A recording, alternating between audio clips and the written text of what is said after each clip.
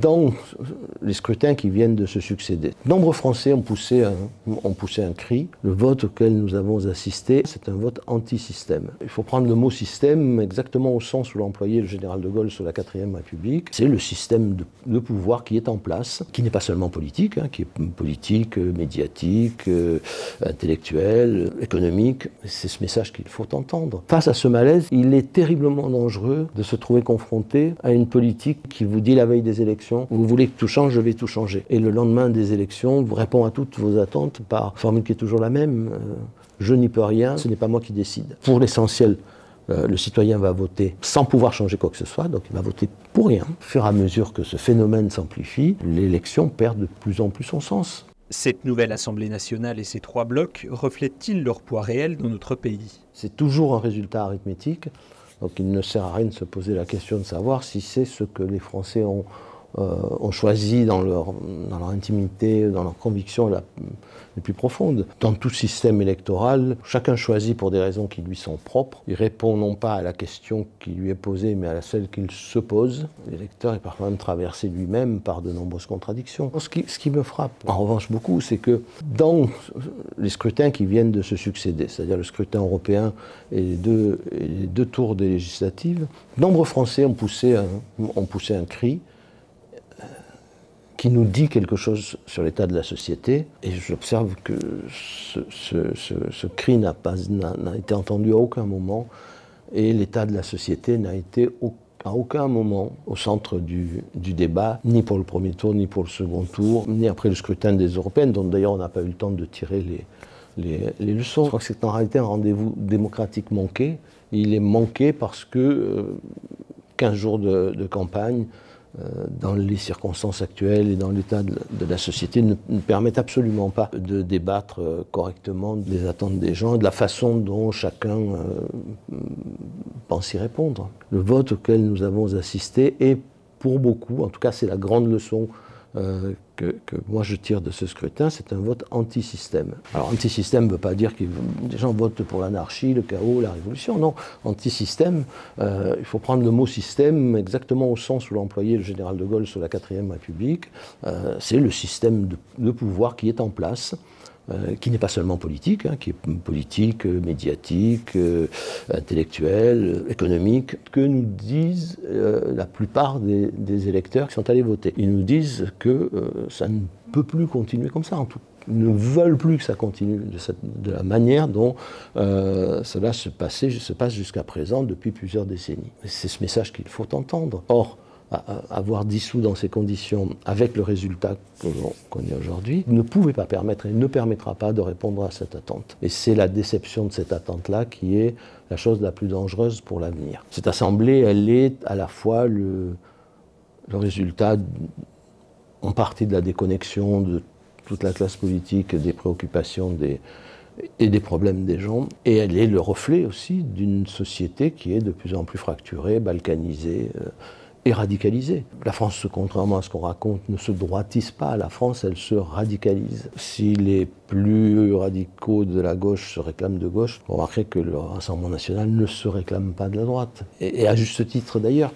parce que sa base sociologique ne lui permettrait pas. Les préoccupations croissantes des Français sur des thématiques telles que l'immigration, la sécurité, l'ordre, ne suggèrent-elles pas tout de même une droitisation de la société qui se traduit notamment dans la montée du Rassemblement national? Il y a bien entendu les problèmes d'ordre, d'autorité, d'immigration, les problèmes identitaires, les problèmes de cohésion de la société sur un plan culturel. Il y a aussi une bombe sociale. Je ne sais pas si elle est de droite ou si elle est de gauche, mais il y a une bombe sociale qui est en train de nous exploser à la figure. Et si le Rassemblement national a fini par obtenir un tel socle électoral, c'est bien parce qu'il a convaincu beaucoup d'électeurs directement concernés par la fracture sociale qu'il attachait de l'importance à cette question. À tort ou à raison, mais en tout cas, c'est ce qui a fini par passer dans la tête de beaucoup d'électeurs. Et ça n'a pas commencé aujourd'hui. Le Front National avait déjà commencé à vider la base électorale du Parti communiste. premiers électeurs qui ont fait les gros bataillons de l'ancien Front National venaient des anciens électeurs du Parti communiste. Le Rassemblement national a accentué ce discours, d'ailleurs que beaucoup de gens de droite, d'analystes de droite, parfois d'inspiration maurassienne, considéraient comme une erreur. Considéraient que aller sur ce terrain qui était celui de la politique pure, de la souveraineté, de l'autorité, de l'ordre, était de la part du Rassemblement national une erreur. Ce n'était pas une erreur, c'est ce qui leur a permis d'atteindre les niveaux où ils sont aujourd'hui. Dans la tête et dans la vie de beaucoup de gens, toutes les questions qu'on vient d'évoquer se superposent. Mais oublier la dimension sociale, la fracture sociale, ou les fractures sociales, c'est oublier un élément essentiel du puzzle. Vous croyez que l'ouvrier qui vote pour le Rassemblement national se considère comme de droite? Vous croyez que celui qui est confronté à la violence quotidienne ou qui ne supporte plus une immigration incontrôlée ou ne veut plus voir l'autorité se défaire, qui ne supporte pas que l'école soit dans cet état, se situe toujours sur l'échiquier politique de la droite. Enfin, tous les problèmes dont on parle sont des problèmes qui touchent beaucoup de gens et beaucoup de couches de la population qui ne se considèrent pas comme de droite. Ça, ce sont des étiquettes que les politologues ou les médias, ou les politiciens d'ailleurs, mettent sur les convictions ou les attentes des gens.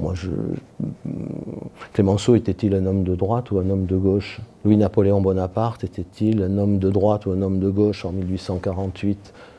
Alors on pourrait dire l'autorité, l'ordre, rien, c'était la droite. Mais la droite, c'était Cavaignac qui faisait tirer sur les ouvriers en 1848. Pas Louis-Napoléon Bonaparte, qui a été élu par des couches de la population qui n'auraient pas répondu à la question, par l'affirmative, à la question êtes-vous à droite? Tout ça n'a pas beaucoup de sens. Essayer de porter un jugement moral sur le mode de scrutin, ou tenter de faire entrer l'analyse des résultats dans les catégories et les schémas habituels, me paraît dans les deux cas une erreur. Quand on analyse la sociologie électorale d'un peu près, on se rend compte que ce clivage est inopérant, enfin ces étiquettes sont inopérantes. En revanche, si vous essayez de mesurer sur une échelle d'intensité la radicalisation croissante des comportements, des discours et des pensées, là vous allez constater une montée en flèche de l'intensité de la radicalisation. Cette nouvelle assemblée, sans majorité claire, vous fait-elle craindre une crise de régime nécessitant de changer ce régime ou à minima de mode de scrutin? On s'enfonce dans une crise qui n'est pas seulement une simple crise politique, qui est vraiment une crise profonde de la démocratie, une crise profonde de la société et même de la civilisation, peut déboucher évidemment sur une crise de régime, parce qu'on est rarement sorti de ce genre de piège par les moyens normaux qu'offrent les institutions en place. Et sur 200 ans, depuis le 18 Brumaire jusqu'au 13 mai, car il faut se souvenir que même la 4ème République n'a pas trouvé d'issue dans les urnes, elle a trouvé une issue le 13 mai 58, qui n'avait rien à voir avec un moment de démocratie. Il doit y avoir eu 8 crises de régime, c'est-à-dire ces moments où les institutions en place n'ont plus la légitimité suffisante et la force suffisante pour régler les problèmes les plus graves auxquels se trouve confrontée la société. À ce moment-là, les institutions s'effondrent. Si nous continuons comme ça, celles de la Ve République finiront par s'effondrer aussi, d'autant qu'on les a quand même beaucoup abîmées, beaucoup dénaturées. Moi, je suis très inquiet à l'idée qu'avancent certains, c'est qu'au fond, on pourrait trouver des consensus dans cette nouvelle Assemblée en réformant les institutions. Je crois qu'il n'y aurait pas de pire solution que celle qui consisterait à tenter de sortir du malaise profond de nos sociétés en changeant de régime, c'est-à-dire de république. Et quand j'entends grand nombre de gens très savants, très inspirés, nous expliquer qu'il faut passer à la 6e République, comme si d'ailleurs il fallait obéir sans arrêt à ce besoin fou de vouloir changer de constitution, comme si les constitutions se périmaient. Une constitution qui se périme, c'est une constitution qui qui en réalité n'est pas une constitution. La constitution fixe des règles qui peuvent durer très très longtemps. Il peut arriver que la constitution soit le problème, ou en tout cas un des problèmes. C'était le cas en 1958, et encore il y avait quelqu'un à Colombey qui s'appelait le général de Gaulle, et aujourd'hui il n'y a personne qui a fait le 18 juin, il n'y a personne qui a cette autorité, qui a l'autorité morale, historique, la légitimité que pouvait avoir le général de Gaulle à l'époque, ce qui n'empêchait pas d'ailleurs les imbéciles de manifester en 1958 en brandissant des panneaux, le fascisme ne passera pas contre le général de Gaulle. Pour moi, la bonne solution, c'est pas de faire la 6e République qui ressemblerait étrangement à la 4e. Je ne comprends pas cette obsession de vouloir revenir au errement du passé, comme si on ne tirait jamais aucune leçon de l'histoire et de ce qui nous est arrivé, que ce soit sous la 3e ou sous la 4e République. Je reste effaré par ces deux idées qui circulent, qui sont l'affaiblissement de la fonction présidentielle. La fonction présidentielle a été malmenée par la pratique. Ceux qui en étaient les titulaires ne se mettaient pas de limite. Je pense surtout à la dernière période. Oui, les pouvoirs du président peuvent être grands, mais affaiblir la fonction présidentielle n'est pas la bonne réponse à cette question. La bonne réponse, elle est dans la capacité à ceux que nous désignons à se mettre des limites et dans la capacité des peuples à rappeler aux titulaires de la fonction qu'il y a des limites à ne pas franchir. Rendre la France ingouvernable pour que les titulaires des fonctions les plus élevées n'abusent pas de leur pouvoir n'est pas une solution. Et la deuxième, qui est très à la mode, c'est la proportionnelle. Mais quoi, on n'a pas d'expérience de la proportionnelle? On n'a plus de souvenirs historiques, on ne voit pas ce qui se passe dans le reste du monde quand la proportionnelle est en vigueur. D'abord, l'idée que l'Assemblée doit refléter toutes les nuances de toutes les opinions est une idée folle. Ce mode de scrutin, ça n'est pas fait pour ça. Mais d'ailleurs, aucun mode de scrutin ne permet d'y arriver. Et si cela devait être, avec une espèce de proportionnelle intégrale, ça serait toujours ingouvernable. Le mode de scrutin est fait pour mettre les gens en face de leurs responsabilités et les amener à choisir. Alors, ils peuvent choisir positivement, ils peuvent choisir négativement, mais à choisir. Parce qu'il faut qu'ils choisissent pour que le pays soit gouvernable. La solution, c'est évidemment les coalitions d'après-élection, mais je ne suis pas sûr que ça favorise beaucoup la démocratie, parce que même si les gens louent l'esprit de compromis, quand vous êtes confrontés aux crises auxquelles nous sommes confrontés, je ne suis pas sûr que l'esprit de compromis soit la meilleure façon d'aborder les problèmes. Et surtout, il y a quand même quelque chose qui est au fond profondément antidémocratique, quoi qu'on en dise, c'est que les gens se retrouvent gouvernés le lendemain des élections par une coalition pour laquelle ils n'ont pas voté, qui met au point un programme sur lequel ils ne se sont jamais prononcés. Les élections législatives qui viennent de se tenir en Grande-Bretagne se sont déroulées au scrutin uninominal majoritaire à un tour, qui a systématiquement dégagé une majorité en faveur du parti arrivé en tête en nombre de voix. N'est-ce pas une solution? Il est très intéressant dans la situation actuelle de comparer ce qui vient d'arriver en France électoralement à ce qui est arrivé en Grande-Bretagne presque simultanément. La situation de la société anglaise n'est pas meilleure que celle de la société française. Les colères dans la société anglaise sont au moins aussi importantes que les colères dans la société française. Les fractures au moins aussi importantes. On n'a pas le même mode de scrutin, puisque nous on a un scrutin uninominal majoritaire à 2 tours. Les Anglais ont un scrutin uninominal majoritaire à 1 tour. La différence entre les deux, c'est que le système français permet de maintenir un multipartisme assez important, enfin une variété de partis importants, puisque au premier tour, il peut y avoir beaucoup de partis en présence. Le système anglais est fait pour pousser au bipartisme. Il est intéressant de voir que dans la situation actuelle, dans l'état des sociétés, même le système anglais n'arrive pas à réellement imposer un bipartisme parfait. Alors certes, un parti très dominant qui sort des élections, le Parti travailliste, on parle d'un raz-de-marée travailliste, mais avec moins de voix qu'en 2019, qui était une de leurs plus cinglantes défaites. C'est le Parti conservateur qui est encore là, pèse encore assez lourd, mais on voit ressurgir les libéraux et un nouveau parti peu contestataire qui, pour la première fois, va entrer au Parlement britannique. Dans des pays où le bipartisme est presque institutionnel, comme aux États-Unis, les fractures, elles se situent à l'intérieur des partis. Le Parti démocrate aux États-Unis, le Parti républicain ne sont plus du tout ce qu'ils étaient, et ils sont traversés à l'intérieur par des courants opposés, souvent violemment opposés. Donc tout ça fait quelque chose de très fragile. C'est vrai dans tous les pays occidentaux et dans les pays qui qui sont dans l'orbite des pays occidentaux. J'ai été très frappé par les résultats de l'élection présidentielle au Brésil. Deux personnages aussi opposés que Bolsonaro et Lula, et on se retrouve à 50-50, c'est-à-dire le pays cassé en deux. Comme les États-Unis sont cassés en deux, les sociétés occidentales parfois cassées en morceaux. Si on continue comme ça, il risque de ne pas y avoir d'issue démocratique, en tout cas d'issue dans les urnes, faute d'avoir tenu compte de l'état de la société et de s'être reposé sur la capacité du système politique, précisément à trouver des compromis, des combinaisons, des tactiques, des stratégies qui permettent de donner le sentiment que tout continue de fonctionner et que tout peut fonctionner comme avant. Cette impossibilité de dégager une majorité témoigne-t-elle également de l'incapacité de la droite ou de la gauche à proposer un projet politique qui emporte la majorité comme jadis? Le problème de la droite, c'est que à partir de la liquidation du RPR, elle est redevenue la droite. Et rien que la droite. Et encore une droite divisée, comme elle l'a toujours été dans la vie politique française, entre une droite qu'on appelle orléaniste, c'est-à-dire la droite libérale, la droite de l'argent, et puis une droite plus traditionnaliste, que certains appelleront réactionnaire.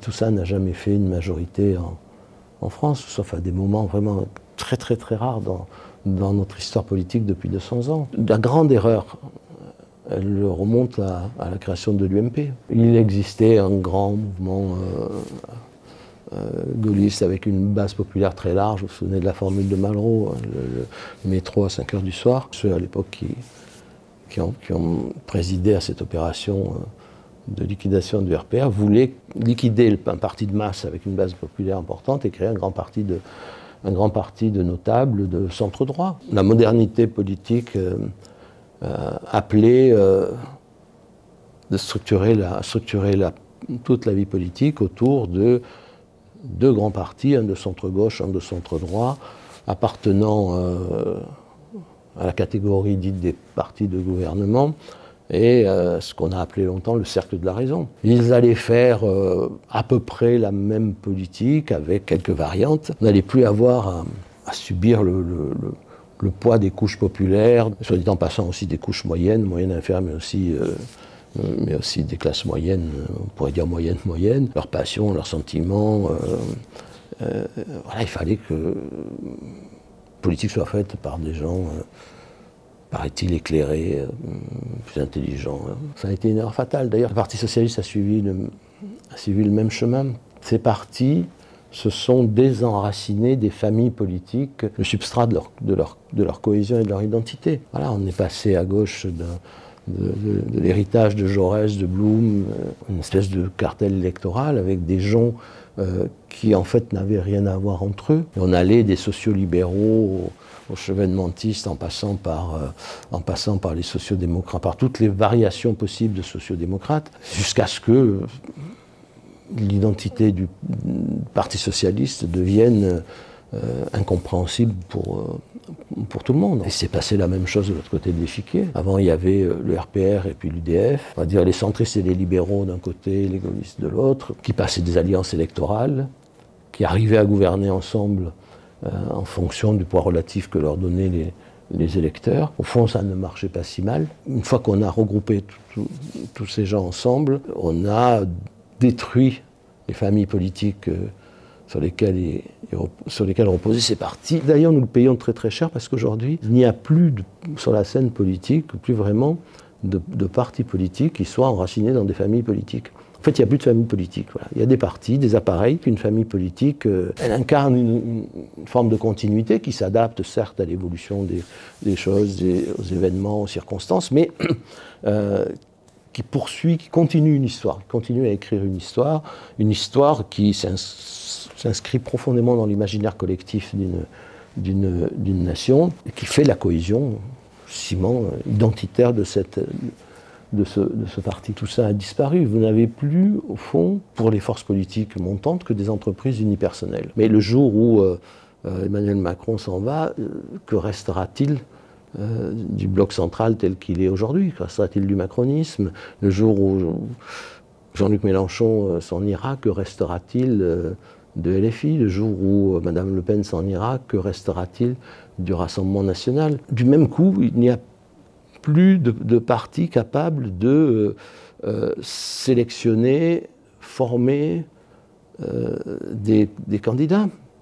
Avant, les partis politiques, alors on peut l'étendre à ce que fut le Parti communiste avant qu'il lui-même ne se dissolve, les appareils des partis, les responsables des partis connaissaient les militants et ceux auxquels ils allaient donner progressivement des investitures de plus en plus importantes. Il y avait une vie locale de ces partis, une implantation locale forte. Ce qui est arrivé au Rassemblement national n'aurait pas pu arriver, pour ce qui est de la sélection des candidats, à un parti, comme jadis, le RPR ou le Parti socialiste. Alors, il pouvait toujours y avoir un accident, mais dans l'ensemble, ça n'était pas le cas. Et ça a encore une autre conséquence, c'est que le personnel politique qui se trouve ainsi sélectionné à la va-vite en général et sans connaître vraiment les gens, est un personnel politique qui est rarement à la hauteur des exigences de sa fonction, à la hauteur de son rôle. Le président de la République avait même expliqué qu'il fallait être des amateurs pour faire de la politique. La politique est comme tout, et comme toutes les autres activités, pour s'y engager, il vaut mieux être sérieux et se professionnaliser qu'être un amateur. Outre cette disparition des familles politiques, qu'est-ce qui est à l'origine de cette crise politique contre laquelle vous nous mettez en garde? Après, il faut chercher dans le fond des choses. Le système politique et la façon dont il fonctionne et les résultats qu'il donne sont aussi la conséquence de l'état de la société, de l'état dans lequel on a mis la société. Vous connaissez la phrase de Philippe Séguin en 92, « La droite et la gauche sont deux détaillants qui ont le même grossiste dans l'Europe. » Mais il n'y a pas que l'Europe. Il y a la mondialisation, la montée de la dépolitisation de la société et de l'économie, la montée de ce qu'on appelle un terme très barbare, mais la juridicisation de la société, c'est-à-dire la montée en puissance des juridictions et du droit. Mais je ne parle pas du droit qui est l'expression de la justice avec une majuscule. Non, on parle du droit positif, du droit tel qu'on le fait tous les jours, tel que le font tous les jours les juridictions. Et je dis les juridictions à dessein, plus d'ailleurs que les assemblées parlementaires. La part du politique, que ce soit à travers l'exécutif ou à travers le pouvoir législatif, n'a cessé de décliner dans le destin des sociétés, en tout cas des sociétés occidentales. La crise politique, aujourd'hui, c'est d'abord une crise de la démocratie, c'est-à-dire une crise très profonde, qui est nourrie par un malaise dans la société, et même dans la civilisation. Face à ce malaise, si vous voulez, il est terriblement dangereux de se trouver confronté à une politique un système politique, démocratique, qui vous dit la veille des élections, vous voulez que tout change, je vais tout changer. On va faire autrement, on va faire autre chose. Et le lendemain des élections, vous répond à toutes vos attentes par formule qui est toujours la même. Je n'y peux rien, ce n'est pas moi. Dans ce domaine, dans cet autre domaine, ce n'est pas moi qui décide. Ça veut dire que pour l'essentiel, le citoyen va voter pour que rien, sans pouvoir changer quoi que ce soit, donc il va voter pour rien. Et de plus en plus pour rien, au fur et à mesure que le rôle de la politique et le rôle de la loi faite par le législateur se réduit, se rétrécit, au fur et à mesure que ce phénomène s'amplifie, l'élection perd de plus en plus son sens. Et c'est tout le danger qui nous menace. Il y a aujourd'hui une très très grande difficulté à modifier le cadre qui conduit toutes les politiques à se ressembler plus ou moins, ou en tout cas à être ressenties par les citoyens comme se ressemblant toutes. Et il y a un deuxième inconvénient, c'est que quand ce n'est pas de votre faute, vous n'êtes plus responsable. Donc la responsabilité politique s'effondre. Seulement ceux qui décident, ou les mécanismes qui décident à la place des responsables politiques, sont des mécanismes qui ne sont responsables, ou des gens qui ne sont responsables devant personne. La Cour de justice de l'Union européenne, elle fabrique ses jurisprudences, elle n'est responsable devant personne. Les juridictions sont responsables devant personne. Une fois que les traités ont été signés, que les directives ont été adoptées, que les conventions internationales ont été approuvées, plus personne n'est responsable de quoi que ce soit dans le système actuel. Le gouvernement a présenté une loi sur l'immigration censée répondre dans ce domaine aux attentes fortes de beaucoup de Français. En réalité, c'était un marqueur, non une réponse aux attentes, parce que dans ce domaine, ce n'est pas le législateur qui décide aujourd'hui. Dans l'état actuel du droit, c'est le juge qui décide. En tout cas pour la plupart des mesures qui étaient énoncées dans la loi. Alors je vous donne un exemple concret, mais prenons on dit on va rétablir le délit de maintien sur le territoire en situation irrégulière. Si ce délit a été supprimé de la loi? C'est parce que la loi était devenue inapplicable et n'était plus appliquée. Pourquoi ne l'était-elle plus? Parce qu'une jurisprudence de la Cour européenne de justice avait décidé à l'échelle européenne qu'on ne pouvait pas mettre en œuvre ce genre de loi sur le territoire de l'Union européenne. On n'avait pas le droit de refouler un réfugié à la frontière. La jurisprudence de la Cour de justice est que dès lors que vous vous trouvez dans la situation d'entrer sur le territoire, vous considère que vous êtes déjà sur le territoire et que donc vous avez droit à tous les recours avant de pouvoir être éventuellement expulsé. Donc on ne peut plus refouler les gens. Alors parfois on le fait, mais c'est en violation du droit et on ne peut pas fonder le fonctionnement d'un État sur le viol délibéré du droit par ceux qui sont chargés de l'appliquer. Donc finalement personne n'est responsable. Et puis au bout de quelques années où évidemment rien n'a changé, naît dans la tête des citoyens l'idée qu'une fois de plus on leur a menti. Et ça c'est terrible pour la démocratie. Si ça continue comme ça, la démocratie n'y résistera pas. Tout ça est laissé de côté dans le débat public. Quand quelqu'un l'aborde considéré comme un extrémiste, plus vous vous rapprochez du pouvoir aujourd'hui, plus vous essayez de vous normaliser pour gagner. Vous savez qu'il vous faut conquérir l'électeur médian, ce qu'on appelle l'électeur médian, l'électeur central. Parce qu'il faut s'en rapprocher. Vous êtes contraint de laisser ces débats de côté et de vous réinscrire encore une fois, dans le cadre qui nous a amenés là où nous en sommes. Alors après, il peut y avoir plusieurs variantes. Il y a ceux qui veulent tout casser, ceux qui veulent modifier à la marge. Mais sans rien modifier du tout, vous êtes condamné à faire à peu près la même chose que les autres. Que faut-il faire justement? Quelle est la priorité pour sortir de cette crise politique et démocratique? Une fois qu'on a pris conscience de la gravité de la situation, la question de la hiérarchie, ce qu'on appelle la hiérarchie des normes en droit, cette question, elle est posée. On entre là dans un débat politique qui est celui de la modification de la Constitution, en particulier de l'article 55 de la Constitution qui énonce que les traités sont supérieurs à la loi. Mais pour changer la Constitution, il y a un débat politique considérable. Pour changer la Constitution, il faut passer par l'article 89 de la Constitution, voter un projet de loi constitutionnelle en termes identiques par les deux assemblées, puis à charge pour le président de soit réunir le Congrès qui votera au 3/5e. Le problème évidemment de cette procédure, c'est que sur un sujet comme celui-là, on peut douter d'arriver un jour un accord sur un texte identique pour les deux assemblées. Soit soumettre le projet au référendum, qui a été la voie utilisée par le général de Gaulle à plusieurs reprises, dont 1962, lorsqu'il a soumis au référendum l'élection du président de la République au suffrage universel. En 1962, ça a été très violent. L'Assemblée a renversé le gouvernement Pompidou, qui a entraîné la dissolution de l'Assemblée par le général de Gaulle. Le président du Sénat accusait le général de Gaulle de forfaiture. Enfin, le débat était d'une violence extrême. Le général de Gaulle est venu à la télévision expliquer que l'article 11, puisque c'est de celui-là dont il s'agit, qui portait sur l'organisation des pouvoirs publics, convenait parfaitement comme cadre pour convoquer le peuple à un référendum, en expliquant que une question de ce genre, de toute façon, c'était au peuple de la trancher. Le peuple a tranché, et le président de la République, depuis, est élu au suffrage universel. Mais il y a beaucoup de gens qui considèrent que c'était inconstitutionnel, que ce que le général de Gaulle a fait, on ne peut pas le refaire. Ça, c'est un vrai combat politique. Si on ne le fait pas, ça servira de moins en moins de voter des lois, et donc de voter pour des gens qui fabriquent la loi. Il faut revenir à ce qu'était l'État, essayer de revenir à ce qu'est l'état du droit avant 1989 pour le droit public et avant 1975 pour le judiciaire, qui appliquait dans leur jurisprudence la règle suivante. C'est la dernière expression de la volonté du législateur qui l'emporte. C'est donc le traité s'il est postérieur à la loi, et c'est la loi si elle est postérieure au traité. L'avantage, ce serait évidemment de rétablir la responsabilité politique, c'est-à-dire de ne plus permettre à la majorité, au gouvernement, au président de la République, de dire « je n'y peux rien, ce n'est pas moi », mais de l'obliger à dire « je ne veux pas voter une loi contraire au traité, faire voter une loi contraire au traité parce que ça aurait tel inconvénient et je l'assume, ou bien je vais faire voter une loi qui est contraire au traité parce que je pense que c'est absolument nécessaire et je l'assume. Est-ce que ça détruirait l'Europe? Je n'en crois pas un mot. Est-ce que ça donnerait enfin un vrai moyen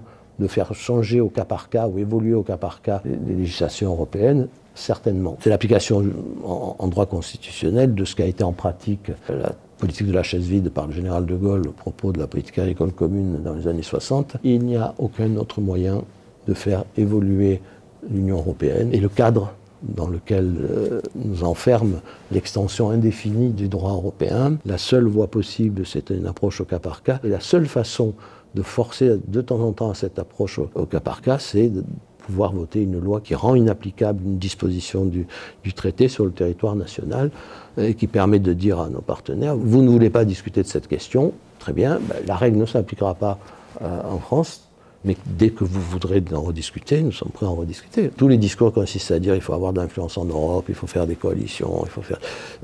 on le voit bien, ne mène à rien. Alors ça ne vaut pas en plus que pour les textes européens, hein, ça vaut aussi pour les traités de libre-échange, pour les conventions internationales. Et on est arrivé à un point où cela met la démocratie en danger, sauf à parier qu'on va faire émerger une démocratie européenne en oubliant que la démocratie exige un peuple, un seul peuple.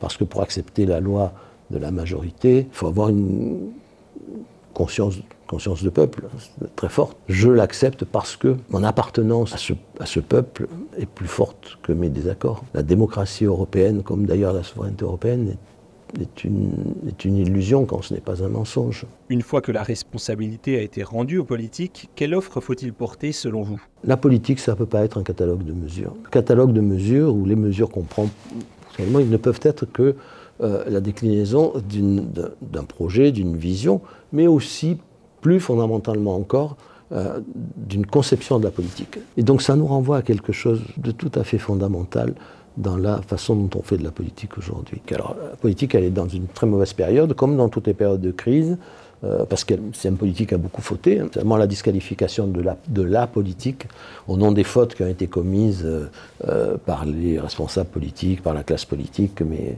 aidés en cela par beaucoup d'autres groupes sociaux, est la pire des choses, parce que pour récupérer la maîtrise de leur destin, les peuples et les citoyens n'ont pas d'autre recours en réalité que la politique. Cette question de la conception de la politique, elle est essentielle. Est-ce que la politique, c'est l'expression de la volonté humaine dans l'histoire? La capacité à dire non à tout ce qui paraît inéluctable, fatal, et tout ce qui a servi un homme ou un peuple, est une question fondamentale.